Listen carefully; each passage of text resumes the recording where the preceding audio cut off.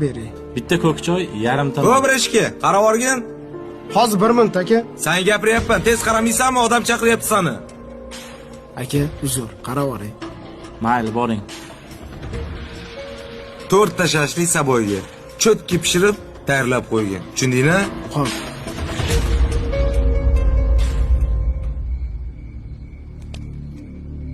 Assalomu alaykum aka. Nima qilib o'tiribsiz? Alaykum assalom o'g'lim. Biroz qornim ochgandi. Qatiq bilan non yeb o'tiribman. Ki, birga yeymiz. Ayyo, qornim to'q.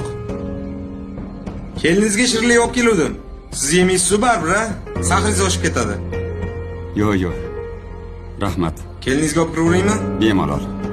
Yaxshi dam oling, ada. Xo'p, bolam. Bo'pti-da.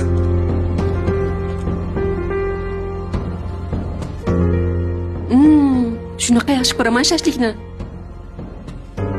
Rahmat dadasi. Osh bo'lsin. O'zi ham zo'r olib kirdim-da tomoshadan. Adamga bu narsa pishirib bermabsan-da? Xolodilnikda ovqat bor edi. Isitib beray desam yo'q dedilar.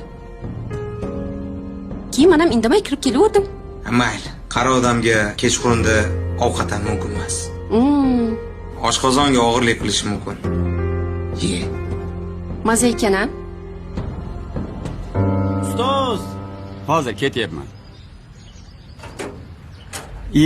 Assalomu alaykum. Quvonchbek. Yaxshimisiz? Alaykum Siz assalom. o'misiz? Shu yerdan o'tib ketayotgandim. Issiqqina shashlik olib keldim sizga. Oborib bo'psan, bolam. O'zingiz yaxshimisiz? Siz Rahmat. o'misiz?